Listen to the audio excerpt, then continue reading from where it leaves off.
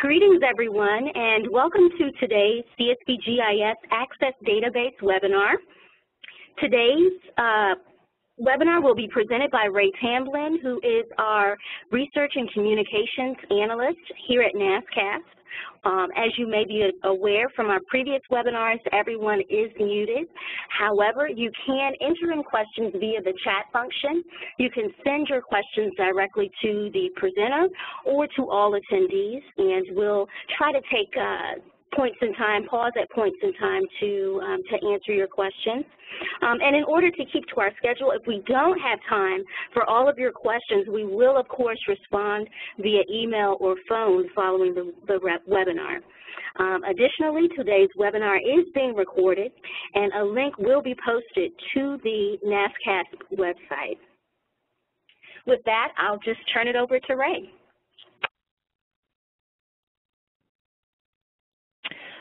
Thanks, everyone. Hopefully you can all hear me. I do want to point out that this presentation is going to be a live demonstration of the database. So if you do have your databases available with you, do go ahead and have them open and follow along, especially if you've already begun the data entry process.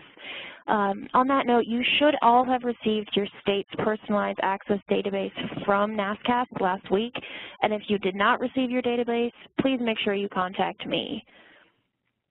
So I'm going to go ahead and share my sample database with you, and I do want you to note that this is a sample database and this is not actual data from any one specific state or agency. And if you are having trouble seeing it, if it's a small screen for you, I believe that Jovita has some directions for you all on how to zoom in.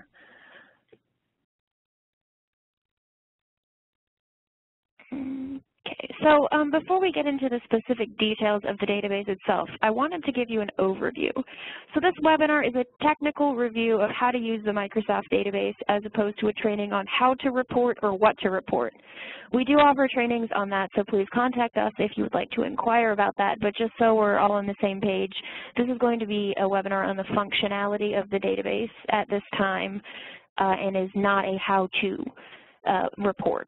So I'm going to walk through how to fill out each of the sections of the database and highlight any data cleaning features and reports that you may not be aware of, especially if this is your first time or your first overview of the IS survey. One of the specific tools that we'll definitely touch on is the Diagnostic Report, which we'll be covering in detail a little bit later. And as a reminder for those of you who are not new, this is a similar version of what we have sent to you in the years past, this database itself.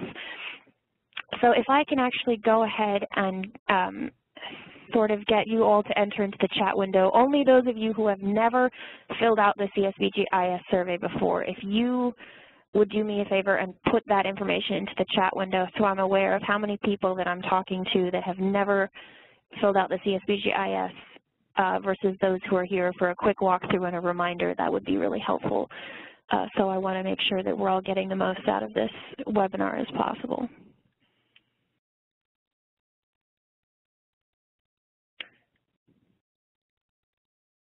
And while you're all going through that, we will go ahead and move forward. So this database is designed for the state CSBG office to fill out and to provide the information to NASCAS by or before the March 31st deadline. So if your state is using an outside contractor or vendor to collect the information that feeds into this database, you as the state office are responsible for working with that provider to ensure that the data we receive is in the proper format and by the March 31st deadline. So I also want to note we'll be providing information, updates, and reminders via a new section in the CSBG Digest. As you should have noted yesterday, it's the CSBG IS tips and facts, as well as through some blog articles and updates via your emails as well. So once you have received and downloaded your database, the first thing you may see is when you open it, you have this yellow ribbon up here that says Enable Content. You want to just go ahead and click Enable Content. And then it'll take you directly to the main menu screen, which you should all be able to see. Okay, So as a general comment about the database is that when you're going through the database and entering data, any data that you enter will be automatically saved. So there isn't any specific save button. So as you click to and from and navigate between screens in the database, it'll automatically be saving. This is called the main menu, and anytime you need to come back to here, there will be a main menu button at the bottom of all of your screens. We recommend that you fill out the database in order. It is not going to cause problems if you need to go back and fill out something later, but the database is set up in what we believe to be a methodological order. So there's one place, though, that you do have to start with. You must start with the state contact information. This must be done first because the database will not let you move on until it is completed. For those of you who have not yet started to fill it out, I recommend that you go right ahead and enter your state contact information because the first time you open the database, you cannot go back and change it once it is filled out, and it is how you get access to all of the agency-specific information within the database, so it's keyed to your state. Also as a reminder, for those of you who have multiple folks who are responsible for the CSBG-IS, only one person can enter data at a time into the database, and this is a restriction of the Access program, not NASCAS. So, sorry guys, you're going to have to communicate between your staff if you're lucky enough to have multiple folks. So, to move between the forms in the database and navigate, you just click buttons, and we'll start, as you can see here, I've already filled out my state contact information, and it tells me right there that I have. So we will touch briefly on the Training and Technical Assistance Survey, which is required to be filled out.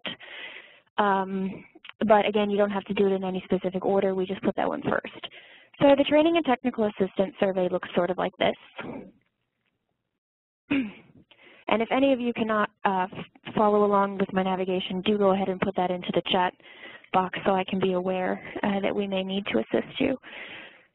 So be sure to read the questions carefully because the first 8 questions ask about the training and technical assistance for local eligible entities, while the last questions ask about the training and technical assistance needs of state office staff. So you might look at this and go, this looks exactly identical. It is identical, except one of them is asking about TNTA needs of your CSBG eligible entities, and the other is asking about state staff.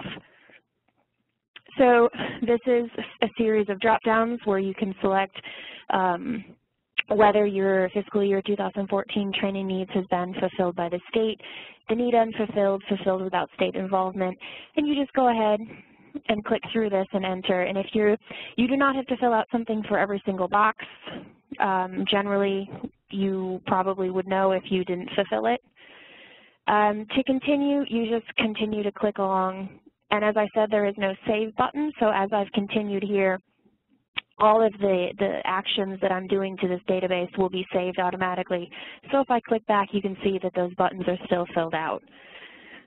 You do have the option of printing the TNTA survey, which I'm not going to click because it'll print it out for me here in the office. But in order for you, if you wanted to get a blank copy of the TNTA survey, so you could PDF it and write down your answers before you go through here or save a copy, that is available. And I do recommend that if you want to print out the copy, you print out the copy before you start filling it out, because when you hit print and there's data, it'll print the data. So I do want to point out that this has the print TNTA survey, the main menu navigation, and then the navigations on moving through the TNTA survey. Now this is designed so when you get to the end of the TNTA survey, you really only have the option of printing or going back to the main menu. So we're going to go back to the main menu. You're now ready once you've filled out the TNTA survey, or if you decide to fill out the TNTA survey later, you're now ready to start filling out the various sections of the database. The main menu is broken into various sections, and Section A is located within the data entry sections A through D button, which I'll go ahead and click on. There is a note at the top that says the data entry pages are blue and the comparison pages are green. This is an easy way for you to know that you're entering data or comparing data. If it's blue, it's data. If it's green, it's a comparison, and we do that since some of the data can get kind of confusing between years depending on if they were all blue. The comparison pages will not allow you to enter the data, so if you need to enter data, you need to be on a blue screen. So once you click on Enter Section A, you'll be taken to a screen that looks like this. And I have some of the information pre-filled. When you open your database, it will all be blank in Section A. Sections A through C are sections that are filled out by state staff and pertain to state-level data. So Section A asks specifically about fiscal information. And as you can see, some of the boxes here are gray and others are white. The gray boxes are calculated automatically or are pre-filled for you with data in the terms of an auto total in this case. And that holds true for the rest of the databases. So gray is automatically calculated or pre-filled, and the white boxes require you to enter data manually. On the right-hand side of the screen, you will note a big comment box, and these comment boxes are going to be on all of the data entry and data comparison screens. We want to encourage you to use these comment boxes to provide explanations or justifications or notes about the data you are entering. In terms of comments, I also want to point out an issue that you may potentially run into depending on which version of Access that you're running. The comment boxes may not function properly the first time that you enter data on a single page.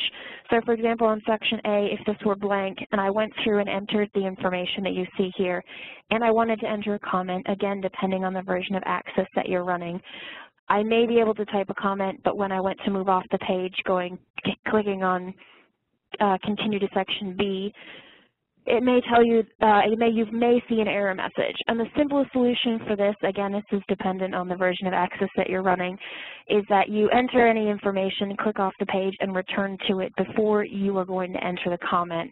And that should allow you to use the comment box without any issues.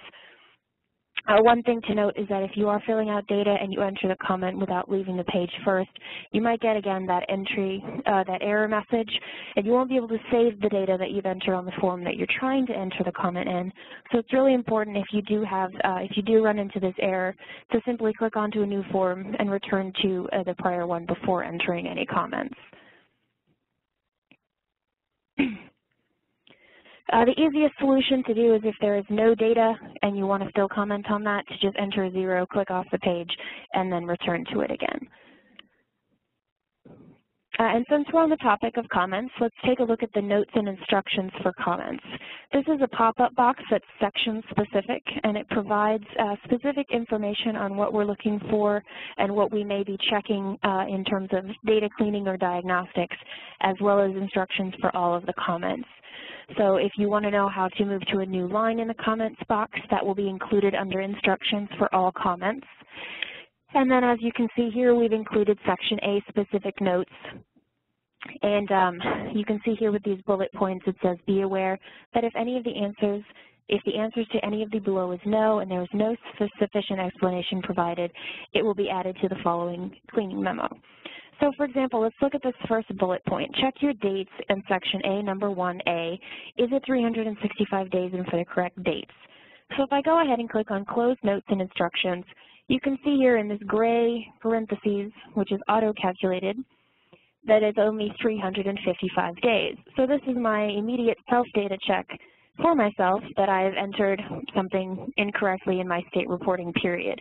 So this obviously should be 365 days unless this was a leap year, in which case it would not be 365. So at the bottom of the Section A screen, you'll see a button that says Compare to 2013 Data. And this will take you to a green screen. Again, the green screens are comparison forms. And the data, the Section A specific data contained in the comparison report is at the top, and it shows the percentage breakdown of the actual funds entered for both years, as well as the difference between various specific data points for each of the sections. So Section A, B, and C is included here in terms of comparison for year to year.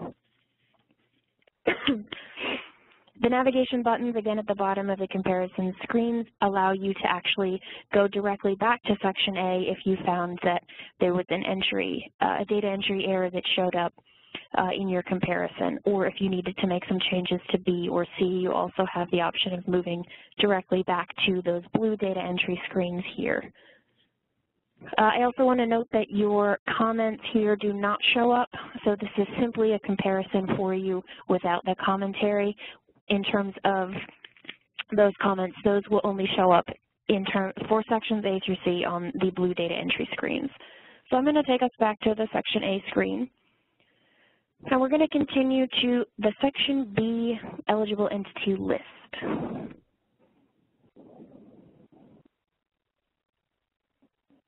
The section B eligible entity list, you're going to want to go here first before you go to the section B. The section B eligible entity list has a drop-down menu, and as you can see here, it contains the drop-down containing all of your agencies that you carry over from year to year, so my sample agencies 1 through 8. And we will have pre-filled the majority of the eligible entity information for you based on your information from last year. So the agency name, acronym, and address are pre-filled, and you can edit this. Let's say that my person or my agency here has moved from 22 Main Street to 22 Main Avenue for some reason, and I can just go ahead and edit that myself. The DUNS number, which is not included here, will have to be manually re-entered, as well as the fiscal year regular CSBG allocation, discretionary allocation, and if you also want to go through and there is a checkbox here that says check this box to indicate that this agency is no longer being reported. For those of you who have an agency that is going through the de-designation process, but you have partial information to report since they are not completely de-designated and or they have expenditures and outcomes to report for fiscal year 14, do not check this box. This box tells us that there is no data associated with this agency and it can be taken out completely of the drop-down menu moving forward for the report. So we have built a function into the database that removes the de-designated agencies from the drop-down menus after the agency is marked as no longer being reported. So again, if you have data for an agency, do not check that box. Again, if you are running an older version of Access, it may not remove it from the drop-down menus. So you may have an agency that has been de-designated about whom you have no data and you have checked that box. If it continues to appear in the drop-down menu, that may be because you are running an older version of Access. And if you would like us to take that agency out of the drop-down forms for you, please go ahead and contact me. Otherwise, during the first round of data cleaning, we'll go ahead and remove the agencies that are marked as de-designated with no associated data prior to sending the database back to you.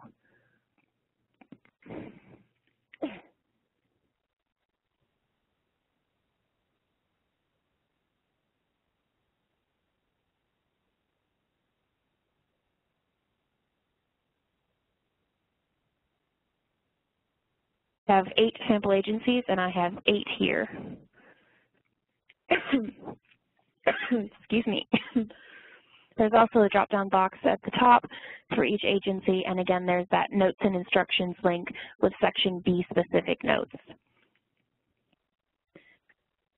Section B is asking about the discretionary funds, and the discretionary funds, you have also reported those in Section A. So if I scroll down a little bit here, I've built in a data entry error. And you can see that this is turning red because the Section B discretionary total does not match with the Section A discretionary report.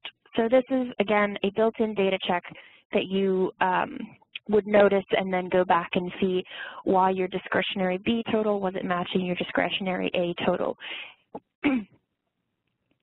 So you can see here that both of these boxes have turned red. You will need to double check the numbers and see which of the two are correct or if there's an explanation for this discrepancy. So oftentimes the flags within the database are not necessarily telling you that you have an error automatically, but only that it is something that you might need to double check and or provide a logical explanation for. Again, you can see at the bottom there is the compare to section, compare to 2013 data, which is the same screen that we looked at before, so we will not be looking at that one for the moment. You can choose to either navigate directly back to the main menu or you can continue to section C. And Section C contains more information filled out, again, by the state staff, and this section primarily relates to information about the state office itself. We do have a relatively new question for those who are new.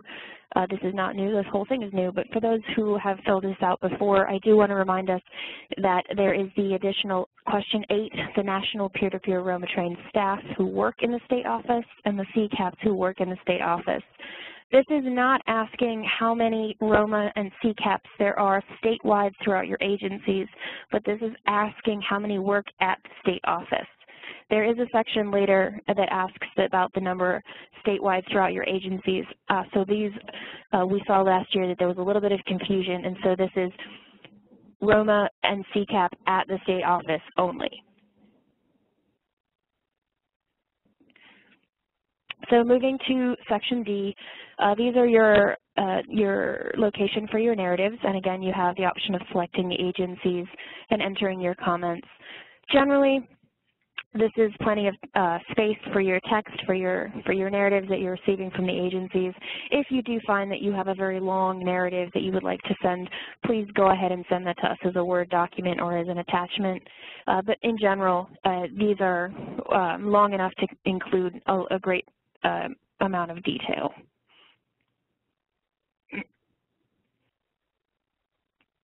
So moving into Section E. Section E is the beginning of, well, actually, before I move into the agency-specific forms, do any of you have questions regarding Sections A through D, which are, again, the state-level data? And if you do have questions, go ahead and put them into the chat function, or go ahead and send me an email if you are not able to access the chat. And Ray, we did have one question come through related to the use of Dropbox, and then it does look like Deetsa has her hand raised. Would this be a good time to pause and take a few questions? Okay. So the first one was about Dropbox, and while you're answering that, I'll go ahead and unmute Deetsa. Okay, I don't see the question regarding Dropbox. If you could just repeat it to me. The question is just, we were wondering what the Dropbox was for. Depending on the security functions and filters at your specific office, sometimes you are not able to receive zipped files or attachments over a certain size. So the Dropbox link is a way that you have, if you click on the link, it should take you to a web browser, and you are able to then access and download from the web browser the actual Microsoft Access database. So if you have security settings in place, sometimes you can only access the Dropbox, sometimes you cannot access the Dropbox and can access a zipped file. So if you're not able to access the Dropbox link, do go ahead and just give me an email, and we'll work to get you the Access database in a way that is acceptable to your state-specific security systems for your email. And then, Deetsa, you're unmuted.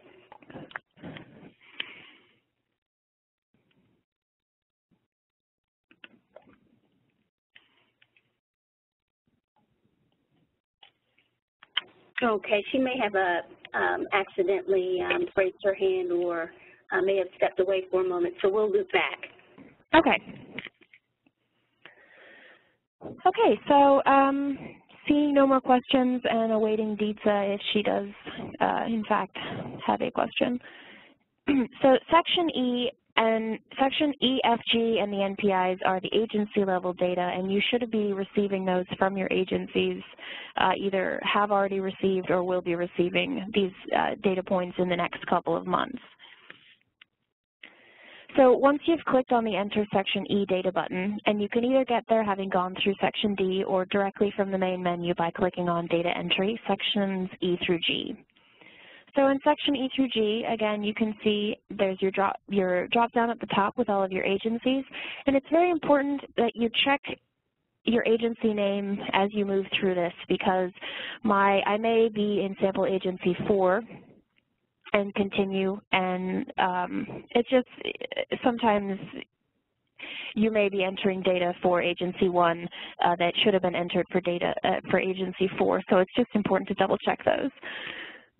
So Section E is CSBG expenditures by service category. This is CSBG specific dollars expended in fiscal year 2014 by the service categories. Section F, which we'll get to next, is the actual allocation amounts for the federal fiscal year of 2014. So the key difference here is that Section E deals with CSBG dollars expended in fiscal year 2014 by service category. And we do have the notes and instructions box down at the bottom here. And when you go to the notes and instructions, you will again see the section-specific notes. And we do have a link included for the HHS budget justification regarding the performance target, which is 16%. So as you can see here, let's say, for example, I have an agency who is reporting 44.93% administration. This will be flagged by NASCASP or by your data diagnostic tools.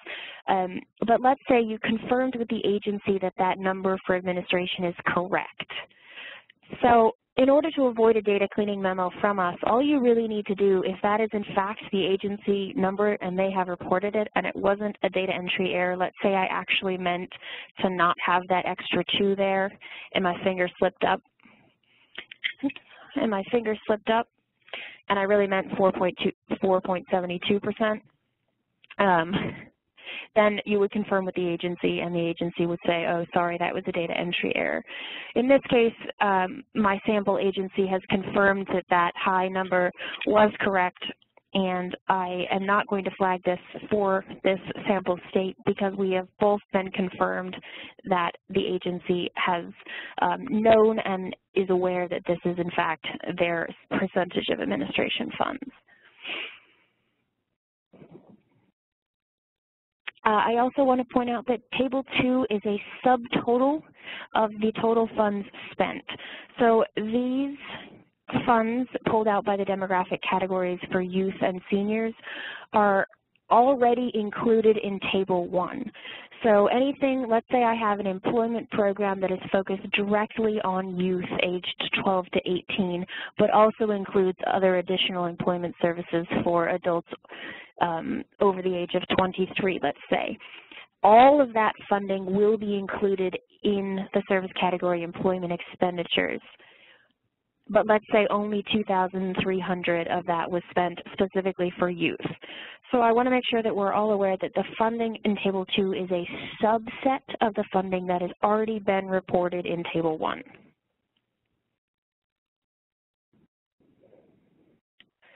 So moving to Section F, as I had mentioned before, Section F is the allocations. This is the Section F for federal resources, and again, these are federal allocations. As you can see here, these red boxes have turned red because I have dollar amounts, but I have no CFDA and description. So that is, again, simply a data check that we've built in. So we do like to know the CFDA numbers as well as the actual amount, so we can make sure that you are, in fact, reporting under other resources. You are not reporting, let's say you have SSBG funding and you include the CFDA number here that is SSBG. That way we can ask you to simply move it to the appropriate SSBG 4F, for example. There's a very long list of all of the federal, common federal resources that agencies across the nation receive, and we have expanded this list greatly to really get a full picture of all of the resources that agencies are working with. And this is built out, again, for the state level resources as well. And again, you can see down here there is a comment section. So we are not necessarily asking, if I'm clicking on my compare to 2013 data and you're seeing on here, let's say over here that 92%, I have a 92% variation between Head Start from year to year.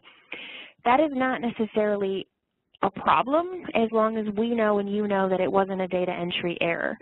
So in this case, you can see here that it says grants expired, new grant awarded. So even that is just an acknowledgement that the variance is due to year-to-year fluctuations in funding and not because I accidentally meant to enter a 3 and hit 8. So a lot of these self-checks of the data are just to make sure that everyone is aware that any sort of fluctuation is in fact recognized, acknowledged, and has some sort of explanation with it, as opposed to it's not necessarily going to be an automatic error.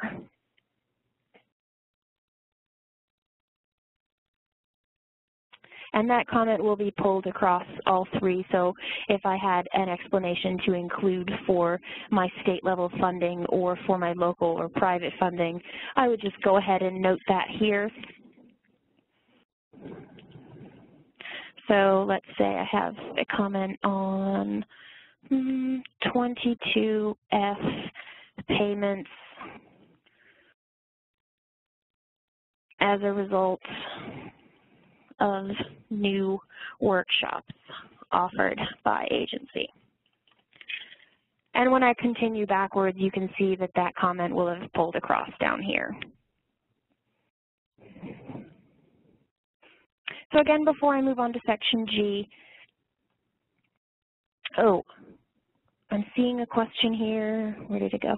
If agencies have ARA funding to report in section F, we did have a column for ARA funding, but those should at this point be reported in item 14, yes, with the CFDA number, since there's probably very few ARA funding floating around in the network, but we did remove the actual ARA funding section for it. So if you do have it, just go ahead and report that in item 14, noting that it's ARA and including the CFDA number. Thank you. Before I move on to section G, again, I just want to make sure that we're all on the same page here, that section F is allocations, not expenditures. Continuing to section G, data discrepancies are going to be marked in red. So, for example, I have 3 is my total unduplicated number of persons about whom 1 or more characteristics were obtained, and that's 35,805. Right away you can see under gender that my gender total has turned red because I have 37,760. So somehow I got more folks about whom I obtained a characteristic of gender than of persons about whom characteristics were obtained. So these are simple, quick data checks that we've built in. So I have 1,500 families, and I only have 14 about whom I'm reporting characteristics. So, you know, there may be an explanation for this. If you do have one, it will just continue to remain red, and we'll all be on the same page when you have a comment about it. But oftentimes, this is something that, in general, we do assume that your total unduplicated number of persons will be more than or equal to all of these demographic subtotals. And I want to make sure that we're all, again, aware that this is a sample data set with lots of errors pre-built in. So that is why there are so many red boxes. We do have a section 16, housing E, has an other living in temporary situations. So if you have a high total of folks who are reporting other, do go ahead and describe that for us so that we are able to speak about that in the annual report and to the networks.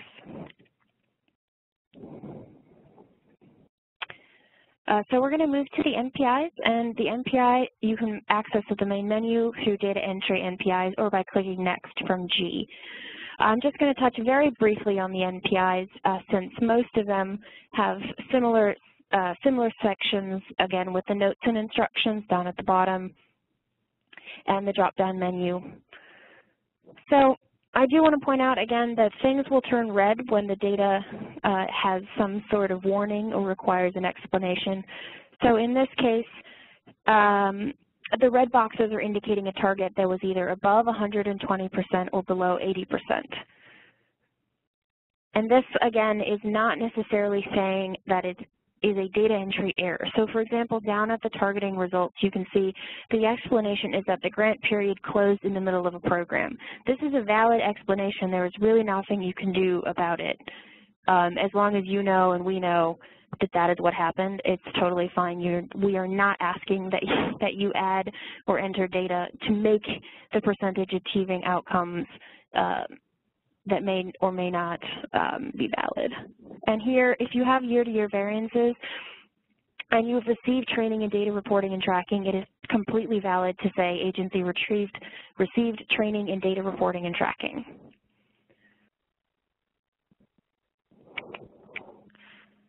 So in the interest of time, I believe that that is a very quick overview of the data entry and the data comparison forms, and I want to make sure we have the time to discuss the data diagnostic tools.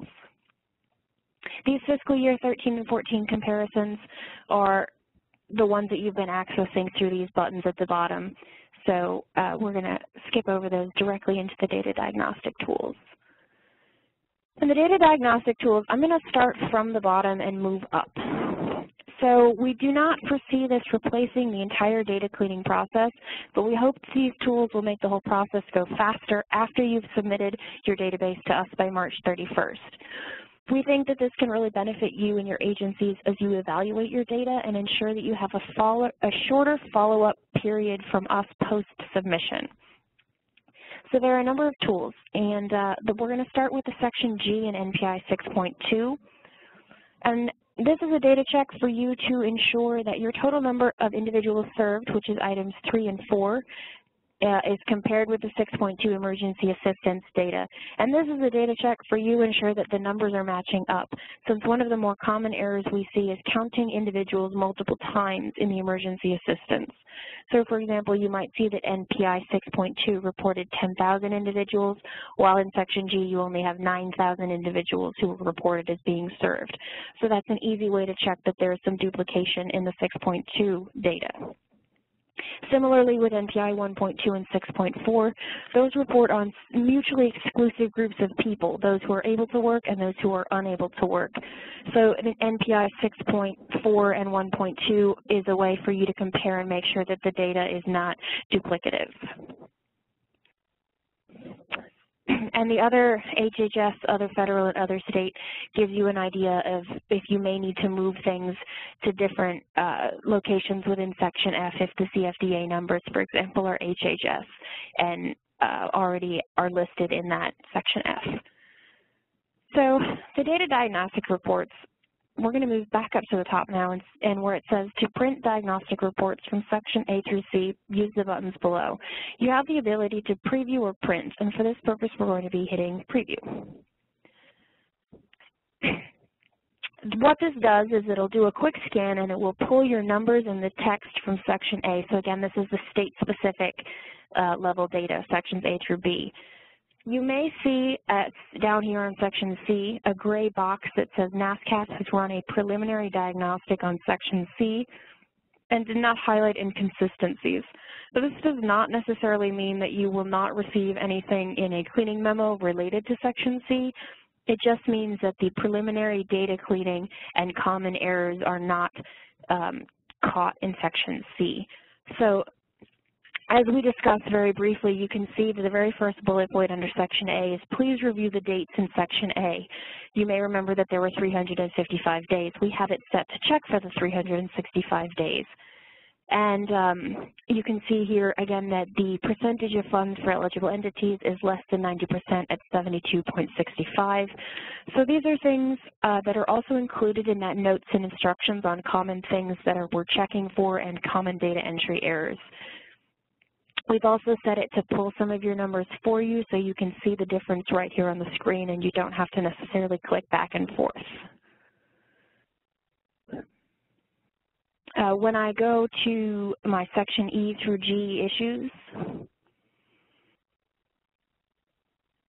previewing, there's a lot of issues. And again, it's pulled here. We've pulled out, remember, this 44.93% of administration. You can see here the Section E comment that we discussed. So this is for your ease to know that you have included a comment and that it is accurate, you've checked with the agency, and you're able to confirm that this has a comment and an explanation and does not require any change. Whereas if you had not caught this going through, you may say, oops, that is an extra 2, we need to go through and change that, and then it will in fact not appear on the second run. All of these numbers are being pulled again so you can see quickly the difference and disparities going on. And I do want to point out that there is a date and time stamp on the bottom, since every time you run this, as you go through and modify any of these numbers to fix or address these errors, some of these will stop showing up. So if I went up and changed my administrative percentage to 4.93, this section E will have that gray text that says there is no issues that are caught by the data diagnostic tool. So if you needed to keep this for your record, we recommend that you print it every time you run it, because they will not continually show up as you address issues in question. With the NPI targeting and other issues, we have built in, as you saw, there were 2 comment boxes. So we have built in the targeting comments and variance comments in this section, since sometimes the targeting may be related to the variances between year to year, or there may be a targeting specific comment that you've also included from that agency. Again, we've set it so that it pulls your target and the achieving, so you can see quickly at a glance the difference between the 2.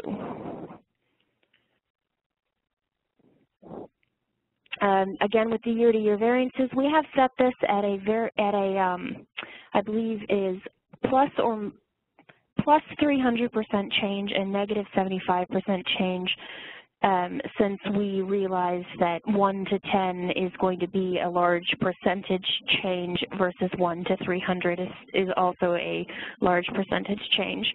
So the guidance that we give is that we don't want the database to flag everything for you. That may be a small number change, but a high percentage change. So the reason that we've pulled some of these data for you is that 0 to 2 could be a new program, but it's a very small percentage change, 1 to 7. So these comments you can leave blank, since it is a small numerical change but a high percentage change. Versus 1.1b, you can see that the current year was 86 and the prior year was 9. And my comment is that the agency received training in data reporting and tracking. So some of this does require your discretion, and again, you don't necessarily need to say current year was 0 and prior year was 2. That is not something that necessarily needs a detailed explanation. It will just show up here because it is technically a large percentage change. With the section, we've also broken out section G by individuals and families. So when you preview it, it'll show you the individual specific data compared to number 3 and 4, which are the individual data collected. And then it will also show the family level data and the variance there. Before I move on to a quick touch on the resources and the principal reports, I want to make sure that you're all comfortable and with these data diagnostic tools. Are there any questions around the data diagnostic tools? Again, we really stress the importance of these in that they speed up your data cleaning process and our data cleaning process, and they're really a way to make sure that any common reporting errors or small data checks are able to be done and quickly caught on your end. And it's something that, you know, sometimes it's a quick, you print out the report, send it back to the agency, and say, hey, did you really mean to hit 6,000 or did you mean 600? So it really cuts down on the amount of time that we're all going to be spending on cleaning the data, so we'll have more time to actually use the data. So, Ray, we do have a few questions that have come in, not necessarily related to the diagnostic tool, but the first one is if agencies have some Recovery Act funds to report in Section F, are those to be reported in item 14 with the CFDA number? Yes. Okay. And then, Diane, I see you have your, Diane Heidman, I see you have your hand raised, so I'm going to unmute you now. And you're unmuted. Hello. Hi. The question I have is this data diagnostic, can I run that as soon as I put the agency's information in, or is there some lag time, or when would I be able to run a diagnostic on the As soon as you've entered any of the data, you can go ahead and start running these data diagnostics. And that's fantastic. So, and you're saying that it's plus 300%, and I kind of missed the low number. Negative 75. Negative 75. Okay, thank you so much. And since you did bring that up, when we get to the targeting, it's 80% and 120%. Those are not the same as the year-to-year variances. So the 80% and 120% for the targeting is how well you are within the 80 and 120% for this year in terms of your targeting accuracy. The year-to-year variances is more of how greatly did your data fluctuate from your outcomes reported last year to this year. I see, because I've been putting the data in, and then we've been manually, trying to get the agencies to give us information on why there's changes. So this is great.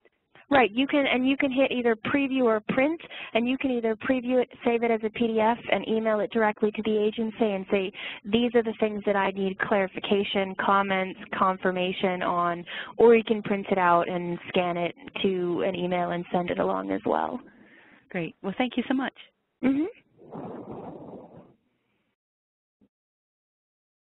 And once again, you can either raise your hand or you can just type your question into the chat window.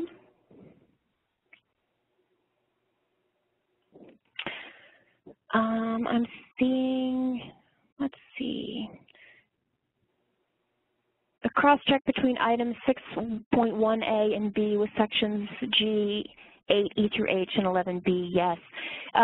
We do have a flag set up for that. Let's say you have a senior ride program and you don't know the specific age data. That is something that you would simply address in a comment.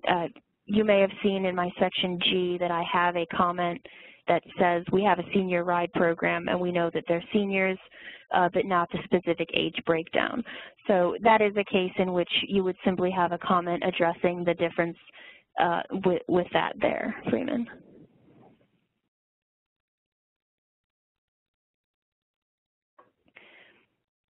Javita, are there any more questions on your end that I should address before I do a quick touch on the resources that we have available? No, I don't see any others coming through at this time. Okay. So quickly on the printing and reports, we have a lot of reports that we have built that you're able to print out. You can print out all of the data diagnostic tools that you are running, so you have them on record, or you can distribute them back to the agency. We also have reports that are printable for sections A through G, all of the NPI reports, all of the comparison reports. Within, for example, the NPI reports menu, you can see that there are agency level reports. Per each agency per NPI, there's a printable report, and the state reports would be a total aggregate for the state of all of the agency reports. So if I click on the state reports, you can see I have 8 agencies reporting, and I have 8 agencies reporting on 1.1A, 6 agencies reporting on 1.1B, and somehow I have 122% that have maintained a job for at least 90 days. So I may need to go back and talk to my agencies about adjusting their targets in light of a growing economy, for example. So that's just sort of an example of how to use these printouts to encourage data evaluation and performance evaluation as well, since this is clearly in excess of your target. That may mean that in light of the economic recovery, that target should be adjusted for those 6 agencies who are reporting around that, just as an example. And this, you can have a print all, which I'm again not going to hit because it's a lot of information. Back to my view print report, we do have a state fact sheet, and these state fact sheets are different than the ones that we at NASCAS produce in that they contain some agency and network-specific data. So, for example, if I wanted to use this as sort of an advocacy tool to go and talk to my governor, he may not necessarily know what a nationally certified Roma trainer is or a certified community action professional. So we would recommend that this is more of an internal usage, so you know at a brief glance how you overall are doing and what your percentage of vulnerable populations served, as opposed to necessarily an advocacy tool, unless the person in question is more familiar with the network and our language. We also have agency data highlights, which again is a different way of seeing and conceptualizing the barriers addressed, people served, children, seniors, and a sum of the volunteer hours. So these are just different ways of pulling different parts from the data into a quick and easy to look at format. We also have a print-all and a print-all reports for agencies and print-all reports for the states if you wanted to print them all out for your records or to send them back to the agencies if any agencies are requesting their final data. In terms of the resources and instructions, we have, many of you I'm sure attended our lexicon, CSBG IS, NPI instructions and the A through G webinar releases. And so we have included links to those newly updated sections A through G and the NPI instructions manual, and they're hyperlinked. So if you just go ahead and click on them, they'll take you directly to that full interactive PDF document. We also have hyperlinks to the performance targeting manual, the storytelling guidebook, the lexicon, which again is that robust interactive PDF document. We also have the guide to reporting on race and ethnicity, which pulls from the census data, the census categories for race and ethnicity. And we also have a link to the catalog of the CFDA numbers. We've also included a homeless definition to guide the reporting in Section G for the homeless subtotal. And I believe that is the majority of my overview. And I do want to make sure that I have time for additional questions. And while I'm waiting to see if there are any additional questions, I want to make sure that we're all again aware that March 31st is a deadline for submitting the database to NASCAP. You can send us your file in a variety of ways. We'll be including those in the digest, and also as the time draws near, we'll be sending out a link to our online submission form. You can also send that to us as a zipped file. All right. Oh, I'm seeing a tip on if the error message occurs regarding the comments. So just as a reminder, this is not necessarily going to occur for everyone. It's going to be based on which version of Access that you're running. And this is potentially an error in entering data. So the comment boxes may not function, so in order to get around that, you'll try to enter the data first, and then if you have comments, before you start to enter the comments about that data you've just entered, go ahead and click Next, whether it's Next NPI, Section E, whatever it may be. Just click off of the current screen and then back. The reason that in this case, you'll need to click off and then click back is that clicking off auto-saves. And so when you try to enter the data without auto-saving, it'll think that there's no data and get very confused as why you're trying to enter a comment for something that has no data. So just click off and then click back on and go ahead and enter that comment. I also want to point out that we do have an FAQ document already out with a lot of tips, hints, sort of workaround, so that workaround is included in that FAQ document, and that FAQ document is on the same page as the A through G resources and the NPI and the lexicon. So for those of you who may have additional questions or want to make sure that, and it's something that you think that may be a question you want to reach out to us, we have this fact document already up with some questions, and we'll be updating that as needed with questions that have arisen during this webinar and throughout the next couple of months as you all go through the process of filling out the IS. And Ray, I'm not seeing any additional questions on my end. All right, likewise.